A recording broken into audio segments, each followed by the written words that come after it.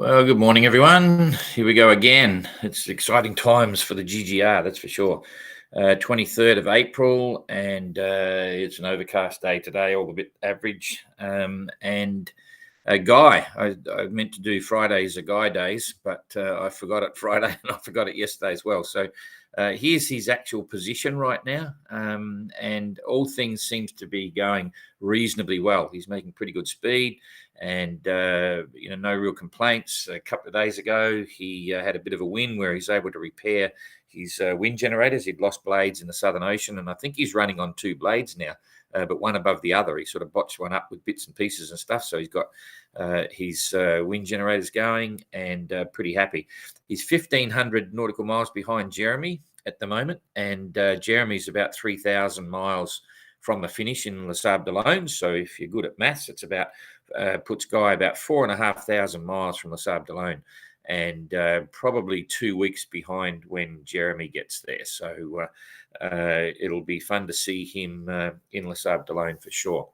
So that's about what I can tell you. And how you get to Guy, if you just go Guy Waite Sailing on Facebook, and then you'll see on the side there's a link to his website. You get onto his website, and there's a link to his tracker, so you can follow him every day. He's got not quite the same with Windy behind it, but plenty of good information. You can follow him all the way back into Les Sables d'Olonne. Okay, so the plan for today is to first of all, it's a big day in a couple of ways. It was the anniversary yesterday. It was funny. Kept thinking there's something on yesterday, and I thought it's Matessia. No, it's not Matessia. He left on August the 22nd. I'm thinking, and I just couldn't quite pick it. And then I realised last night, just as I was going to sleep, of course, it's bloody anniversary of Robin arriving back in Falmouth. So that was a big day, 54 years ago. And that was also the anniversary of the prize giving for the 2018 GGR. So that's cool. I'm going to go through now a little bit again about the documentary on the 2018 edition. And also people asked about a book list. So I'll do the book list after we finished all the tracker update. And then I'll go through the question and answers. But for now, I'm just going to walk you through something. Quite a few people commented how they really enjoyed the trailer for the Voyage of Madmen film, and in reality it was all jerky. It didn't stream properly. So if you just go to the GGR website now on the homepage, so this is just the homepage you'll see, and you'll see here at the top it's got GGR 2018 official movie, The Voyage of Madmen. Pre-order now. You can actually get in there and pre-order your copy of the film, either to hire, which means you get a week to view it, or you can buy it, which means you can view it forever, whenever you like. And if you just scroll down, these boxes. This is Don's daily tracker review, daily reports that Seb writes, entrant satellite calls on the SoundCloud. You can go direct to the tracker that we just had up on the screen. You've got all the entrant tweets there, latest news. You can press any of these boxes. You've got the light film drop live videos. That was when they came through Lanzarote, Cape Town, Hobart. You can link to them there. You've got our video boat tours. We did like 20-minute, half-hour boat tours of all the entrants in Les Sables d'Olonne before they set off. So if you want to have a good look around their boats, you've got the technical galleries. There's like 50, 60 photos of each of the boats, so you can look at all the bits. If you've got your own boat, you can maybe get some ideas on preparing it. I'm keeping the best to last. I'm not mentioning that yet. You've got all the entrant onboard footage that we've put up online on the GGR YouTube channel. It's there. And now, for the last month or so, Rob, our digital manager, put a link there to all of the Q&A answers. So if you're getting bored one day and you want to know a bit, you can go and see the answers to the questions that all our followers have put up. This one's a real glamour. I really like this. It's a quick, Rob set this up. It's a quick overview of the GGR. 2022 edition started September the 4th. Bay of Biscay dramas, Edward returns home. It's the whole race in quick grabs, giving you the highlights and when they happened, and the main like the main events, the key elements of what happened, and it goes right through. For the whole race, you can quickly scan through and get a bit of an update. And we've got some exciting things planned for that as well going forward. We're going to do a few things. But anyway, if I just come back on that, if you keep rolling down, because there's the first page, you go to now you can run your own version of the trailer from online. Okay, there's only about 220 people who've done it, and if you want to take on the toughest challenge there is, that's it. We're really happy with the film. And in fact, some of you may not realise it's had one public screening to the general public at the Dijon Adventure Film Festival in France here back in October, I think it was, or September, October. They filled 3 theatres simultaneously with nearly 1,000 people watching. They watched the long play version, which is exclusive to the GGR website and Vimeo here. They watched the long play, which is 112 minutes. We had a huge standing ovation that went for minutes and minutes and minutes, and we had to shut them down in the end because Jean-Luc and I were up the front to talk about the film. So when you get to there, you can pre-order now. And when you hit that, basically you come to the promo page of the film, and you can just watch all you do is you just watch the promo. There it is again. There's only about 220 people who've done it. And if you want to take on the toughest challenge there is, that's it.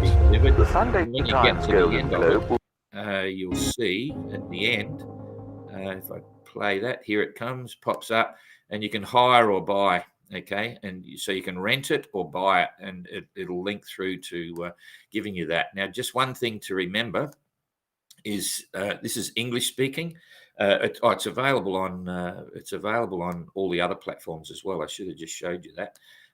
Down here, it's going to be available on iTunes, Amazon Prime, Google Play, but Vimeo you have to order through the GGR site here, and that's the only one that gives you the long play. So if you're a sailor, that's the one you want to get. Okay. It's only from here, and it helps Jane and I. It supports the race, and Jesse as well. We invested a huge amount into this film, and it's a tribute to the entrance in 2018. It's captured a bit of history. So, but if you want a French subtitle version, you have to go to the French version of the GGR website. Okay, and which is up here. You just hit that French flag there, and I think it's just about already up. And there'll be some other signs there as well about that. Rob's putting that up now. So this is the exclusive GGR long play version, and this will be where you get the English version with French subtitles. It won't be available until June the 5th, but you can pre-order it now, and then as soon as it's done, you've got it. So that's a bit of enough of an ad, but it's exciting times for us. Oh, hang on, I've got to go back here anyway. I've got to get you back to the. I've got to get you back to the. Oh, you don't want that. Hang on.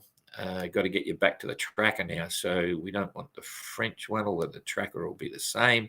I'm going to go back to the English, hit the English flag there, hit the live, and we'll go to the tracker, and it'll pop up. So now we go for the windy overlay. We'll go for the latitude and longitude overlay as well, just to give you a point of reference. And then we'll come down here to Jeremy and Goog. We'll just pick that up. And let's see what's happening here with Jeremy. It looks like he's across the paddock there. Look at that. No doldrums. He's had a really good run to get across there.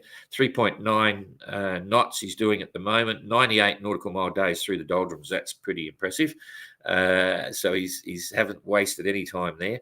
And he's definitely hit into the northeast trades now. So I'll pick that up and see if it stays with him or whether it moves away, because it's obviously oscillating back and forwards. So now we're just pushing it through.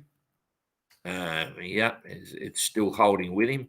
He's still in the green, so that's cool. So, yep, he's into it. There's 24 hours now, and he's still in the green. So his whole world's just changed. He's started to bounce around, hatches closed, water over the deck, and trying to hold north as best he can. And it's getting a bit soft, but he'll be further along then. So in the next day, he'll be back up with that, so he'll hold it. Sorry? You need to hit solo. Oh, jeepers. Oh, bloody hell.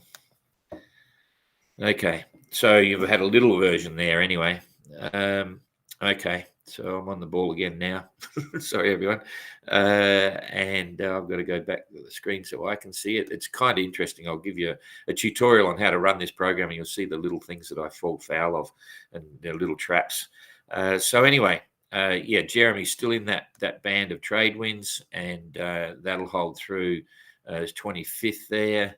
He's still in it. He'll be up here. So that's his world for the next probably week to 10 days. So it'll be 10 days before he gets back there.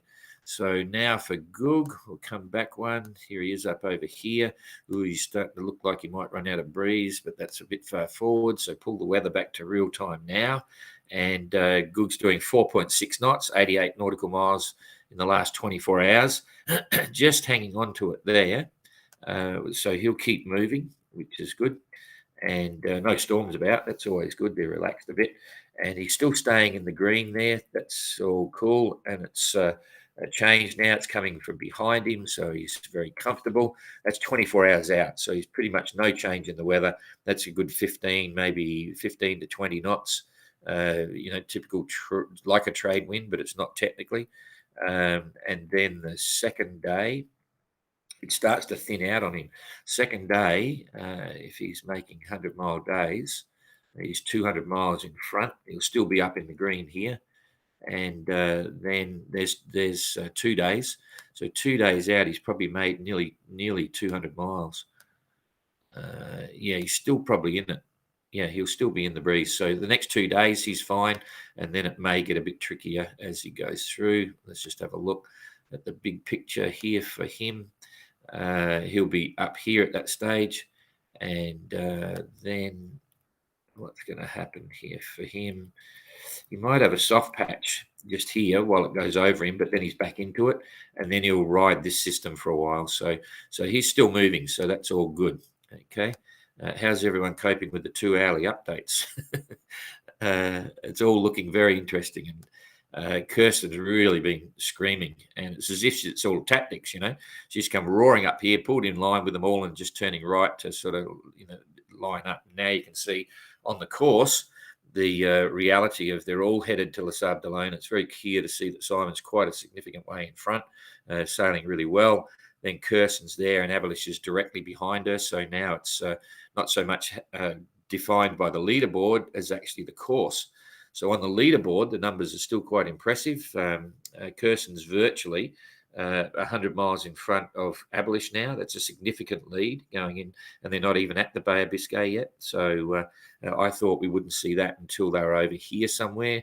She's already pulled it off. Abelish tore his mainsail for a little bit, which slowed him down, and now he's tried to get away from this forecast hole. I think he's getting some weather forecasts, and that slowed him up. So anyway, Kirsten 579 to go, Abelish 671 to go, and Captain Goog 2,200 miles to go.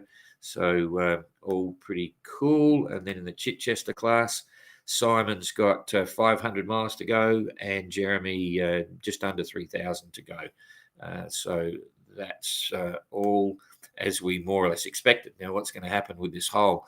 I think it's going to slow down Abelish. So Abelish doing 2.5 at the moment. Kirsten's still got a bit of breeze, 4.7, and Simon's 5.9. This is starting to impact him now. It wasn't so bad in the previous 4 hours. He was slowing up. He was sort of, this system's come over the top of him, and so now it's going to have an impact on it, and it'll eventually, let's just follow it through. First of all, daily average 128 for Kirsten. Simon did 138, so made 10 miles on Kirsten, and Abelish did 112, so he's lost out about 12 miles or something, or something like that, 8 miles on the others for the day.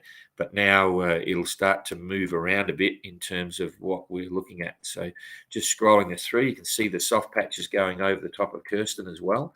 Not quite as pronounced as Abelish, but Abelish is coming back in the breeze, and it's coming up to Simon. We've got to assume here that this patch, this hole, is accurate, and quite often they're not. It could be bigger or it could be smaller. So just a few hours from now, it's 8 hours or so, Abelish is back in the breeze, so he'll be back up to speed, 6 knots, and Kirsten will be less than that. So it might balance out, but I doubt whether Abolish is not going to get a big win on this. I think they'll all hold their relevant positions going forward. Let's just see here. Yeah, it's. I think you'll see that that's all going to sit pretty much the same. There goes 24 hours. So in 24 hours, their relative separations are going to be the same. So Kirsten will hold a 100-mile lead there, and they'll probably make 100 miles further on during that 24 hours. So then going through to the next 24 hours, they've all got a good breeze there. Kirsten and Abolish got about the same. That harder patch, that colour there is going to be 25 gusting 34 or something. Seas will be building a little bit. They'll get a bit of a push. How big is the seas on that? Bit of waves. There's the waves. Yeah, they're picking up to 4 meters, 4 or 5 meters coming through.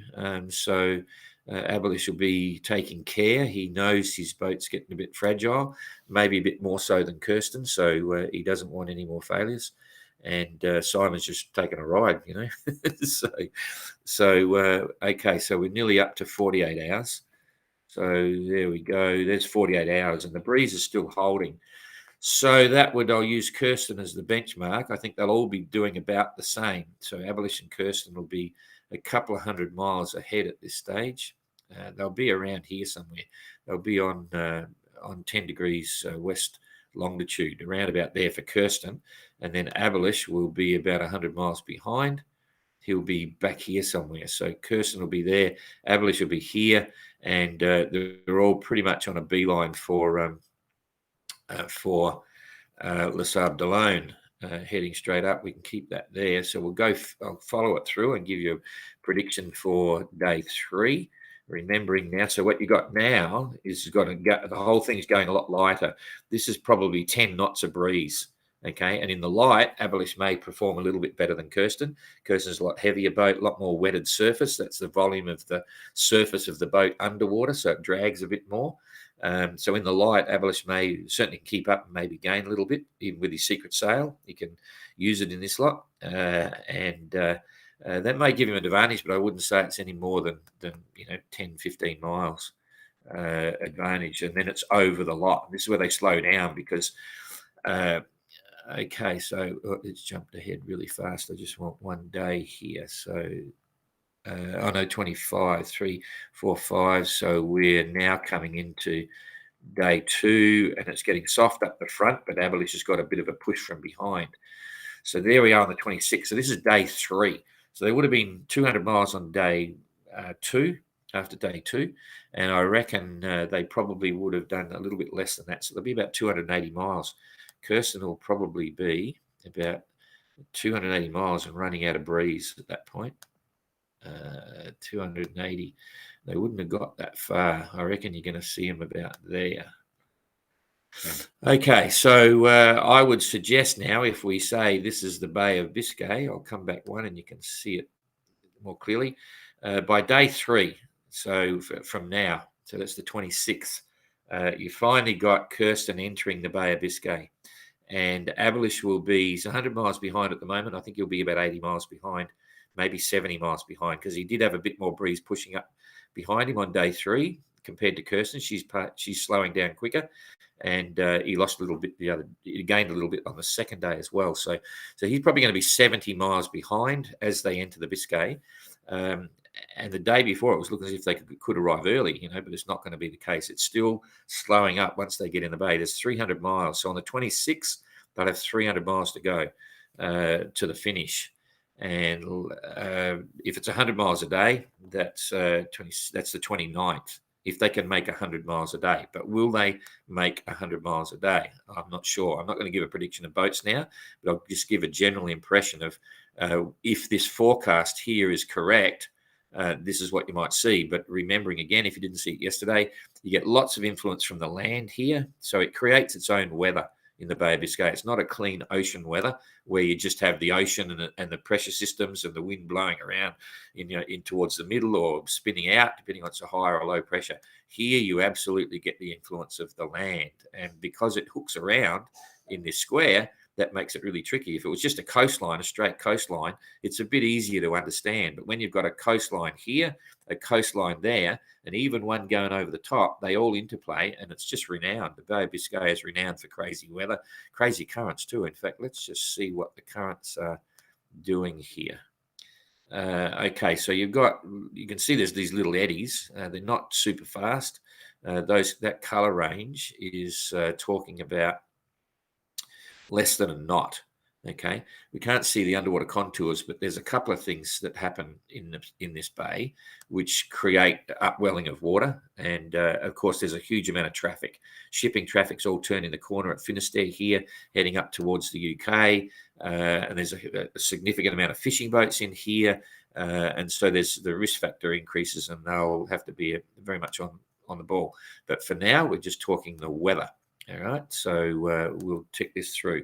So this is from 8 o'clock in the morning on the 26th, around about now, and we'll just see. So they've got a light southerly there, southeaster. They'll still be moving, but it's really patchy, and this is towards midnight. So the first start of the day 4 is slow, but then this is really cool. This is a very nice breeze. They'll work off that. It's reaching. Abelis's secret sail will be going gangbusters, and Kirsten will have everything up. And I think there's enough breeze there to keep her holding her own. She won't be able to pull away from Abelis, but she'll probably hold her own. And then that's pretty much holding there. By the time they get here, I think they'll still be, north of the rum line into Les Sables d'Olonne, which is what you want. You don't want to be this side. I think that'll happen as a natural progression. Kirsten will be coming across like this, so she'll just be there. So that's on the first day. So they'll probably do 100 miles that day. So now they're 200 miles from the finish on the 27th. Okay, and then we keep going. So 200 miles from the finish, they're in here somewhere. Still quite a good airflow. It's a bit different than yesterday. So it's not huge changes all over the place, but it's going light again. So this is midnight on the 27th, now in the 28th. So this is 8 o'clock in the morning, 7:30, 8 o'clock in the morning. So that's now. So this is day on the 28th. So it's day 5 of what we're talking about. And I think they've done probably 80 miles. So they might be on the 28th. They might be 100 miles from the morning of the 28th, might be 100 miles from Les Sables d'Olonne. Let's just see what 100 miles looks like. Yeah, they could be really close. They could be sitting around about here somewhere, I reckon. But there's very light breeze, spinnakers, flat sea, all that sort of stuff. So that's on the 28th. Simon will be hooked up in this as well. I think he might. You might find the gap closes with Simon, because there's always this thing, as you close the coast, it all goes quiet. And the forecasting now that we're watching in the graphic on the screen is probably highly unlikely to be actually doing what we're all looking at, but it's still showing clearly a lack of wind. And if we come back and look at what's driving it, we'll just see what's developing this weather. It's coming from here. It's coming from this high pressure that's formed.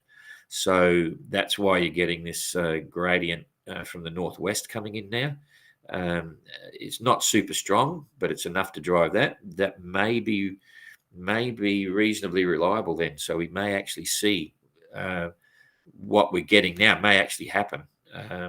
But who knows? It's more reliable if it's driven the edges of a major system in the Atlantic there. This is a little subsystem forming a localized subsystem. So, but if that's the case, again, perfect reaching conditions, which will draw them into Les Sables d'Olonne. There's a breeze going all the way to the coast.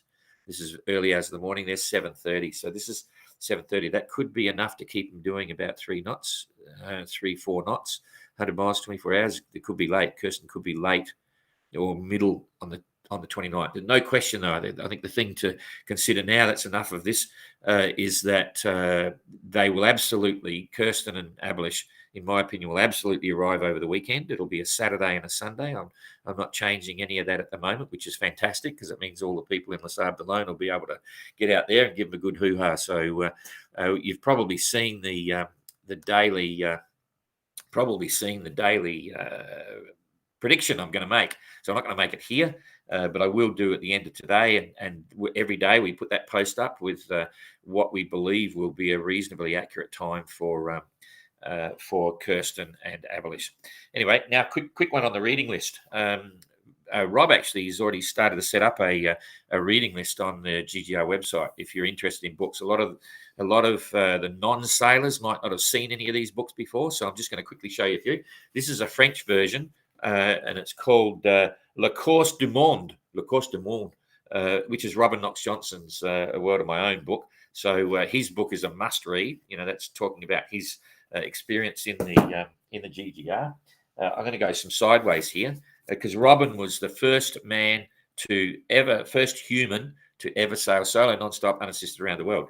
Guess what? Kay Coddy was the first woman to ever sail solo non-stop around the world. I know Kay quite well, and that was her boat, First Lady, which was sponsored by Blackmores, who's a great mate of mine. Marcus has incredibly supported a lot of sailing. This is an amazing read. It's really cool. So that's the female version of the first, right?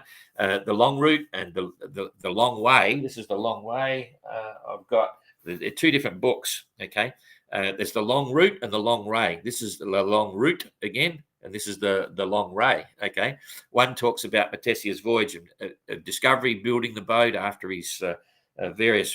He wrecked a few of his boats he had, and then he ended up building Joshua to go cruising and have see the world. And they went out to Tahiti and then sailed non-stop from Tahiti back around Cape Horn back to France. And that at the time was the longest solo, well, not solo, he was with his wife, the longest voyage non-stop that ever done. Wrote the book, made money, and then the idea of the Golden Globe turned up, and he decided to do that. So there's two books. And if you're really into Matessia, I've got to tell you, you'll find his other books that he's written, and it's a fantastic journey to actually read about his life before he got to the GGR. Okay, it tells you a lot about him. I call him a vagabond of the sea, a bit of a sailing hippie. He was really confused, and he's an incredibly interesting character when you read all the background to it, because he was so contradictory. He wanted to be save my soul and go out there, but he wanted the books and he wanted the publicity because you got to get the money. So he could keep doing the save my soul bit, and he ended up in Tahiti. And he's a really complex character, and I can't think of anyone else. And I've done a bit of reading in the past, but not in the last 15 years. I'm too busy. But in terms of philosophy and color and he's a prophetic writer. He's just unbelievable. I love the guy. He's just incredible. So the next one, Gypsy Moth, Circles the World, Sir Francis Chichester. And this is a great read because it all came from Sir Francis and some of the others, his one-stop circumnavigation, but also his flying skills. Another really interesting guy, to learn about that, Francis Chichester. The other one is Peter Nichols. I've only got the French copy here. But it's about the Golden Globe. Peter Nichols does an interpretation and tells you the whole thing about what happens and the families and all the rest of it. So Peter Nichols' book, all these will be up on the book list that Rob's putting on the website.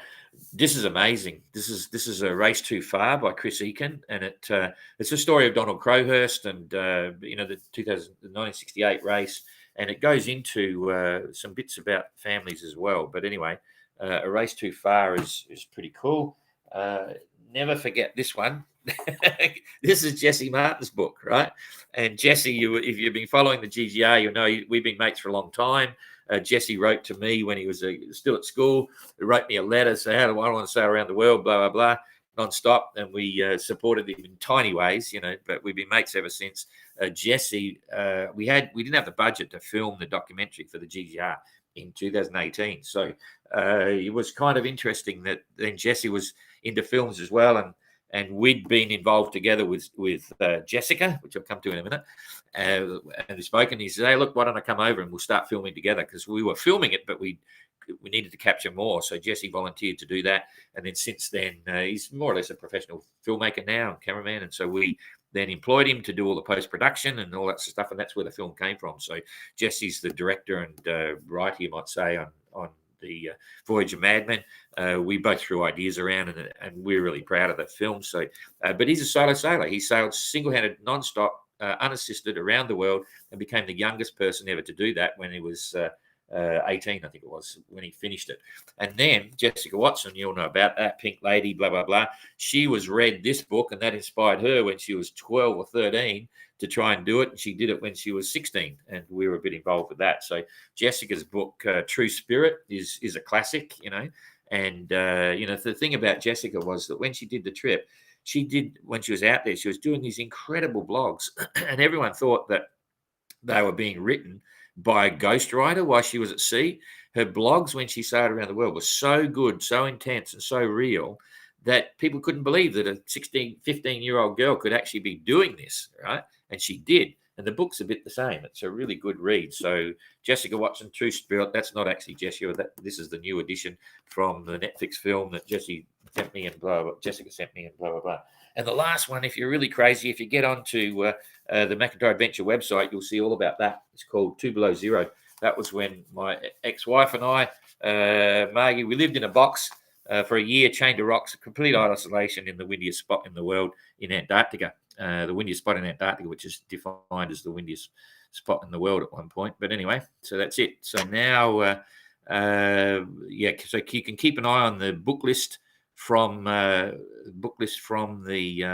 GGR website. I'm quickly going to scan through the questions, starting from the beginning, coming down. Morning from Plymouth. Hello from Hawaii. No questions there yet. Thank you for my next addiction. If you're always worried about what you're going to do when the GGR is over, just Google oceangloberace.com. That's our fully crewed round the world race. Jane and I will be doing the same thing starting on September the 10th. Hello from Portsmouth. Whatever will we do when the race is finished? Go to the OGR. Follow us in the OGR. There's some amazing stories, some incredible sailors involved racing around the world with fully crewed boats, recreating the 50th anniversary of the Whitbread. Morning from Dublin. Hello from Florida. Good morning from Northern Ireland. Bonjour, Marseille. Extraordinary. Bravo. Yeah, it's an amazing race. What a finish. 3 screens up. Sorry about that. Oops. Anyway, yep, we got it. Good morning from Charleston. Morning from London. Yeah, I like seeing the comments and stuff. Remember to like, share, and tell all your friends how good the GGR is, and sign in again in 4 years. But this one ain't over yet. Classic. Yeah, I forgot it again. Okay, Jane was watching in the other room, but she told me, but she's doing some other stuff. I don't know how quick it was. Kirsten is winning this edition. Let's hope today. Biscay, Charles Gross planning to sail. 2 hourly updates. Okay, I'm not seeing any ticket. Oh, hang on a sec. What was that? Tickets, trains, okay, arrive on the 28th. Okay. Tomorrow, driving. People are coming into Les Sables d'Olonne big time. We love to see you. Actually, I've had quite a few people asking about getting on boats to go out to see them cross the finish line. Now, at the moment, I don't know of any publicly available boats that are going out. I'll certainly find out. And I'll find out on Monday if there's any charter boats going out and things like that. But don't despair, because, crossing this finish line is pretty exciting. But I've got to tell you, the most exciting is being on the wall of the river when they come to Les Sables d'Olonne. When they come in, it's just like huge. There will be a lot of people out there. They come slowly down the river. You can give them a big cheer. And then when they've gone past you can quickly hoot around to the Vendée Marina, which is right by our office, and that's where they'll come into the marina, and then they'll be on stage, and you'll get to see them and shout at them and scream and things like that. So you can be on the wall and then get around to the marina and come and say g'day. Morning, Don. Is it possible to switch numerical models from Windy in the tracker? No, we can't. The tracker Windy model is, I believe, a combination of the 2 of the models. Okay, there's 3 and technically even 4 different computer models on Windy that do different things, but we don't mind the one that's there, and when we go to Windy, we've got our preferences as well. Model with finer, no, you only get the definition on the tracker. We don't actually control the software. We're very happy with the Yellow Brick tracker. We think it does a great job. Okay, good. Was hoping not. Thanks, Don. For good morning. Thank you for all the support. Thanks for all the, Jane and I and the team. We appreciate all the people that are saying thanks. We love it as much as you do. Thanks so much for the update. Wish you could hear about your adventures in Antarctica. Well, you can see the doco. If you go to the McIntyre Adventure YouTube channel, all the docos are there. Okay, so you've got the year in Antarctica. It's called 2 Below Zero, which is an award-winning doco. You've got my BOC doco. It's called McIntyre Knockdown. I actually, back in 1990, I filmed a knockdown with the mask going underwater with the rear camera at the back. I had it running by chance as we got knocked down. It was quite a famous bit of footage at the time. Now it's old hat. But anyway, you can watch my BOC doco, and you can watch, I flew a gyrocopter around the world solo. I did a world first flight round. Anyway, there's a lot of docos there. So go and have a look at that on McIntyre Adventure YouTube channel. I'm not seeing any questions here. Will you blast Kirsten's song to her as she comes up the river? Maybe. It's a funny thing that someone just said, will we play her song? I love that song. It's fantastic. The problem is, it's not so much that one because Lenny would let us run it anyway, but if we played people's favorite songs as they're coming to the dock, okay, and we're running live Facebook at the time, guess what? Facebook and YouTube shut you down straight away because we don't have the copyright for that music. So the sound just disappears. They let the vision run, but they mute you until the music stops. It's an automatic program. We have no control over it. So I've warned, because we're planning a big deal and there's music coming now. Lasab Delone, who are organising all that, they're actually paying for the copyright to run the music. They always do. Whenever they have a function or the race village, they have to pay royalties to play the music in the background and stuff. The problem is we're not sure whether we can let Facebook know and YouTube know that the copyright is being paid for to screen or to run the favorite music, like popular music of each of the entrants.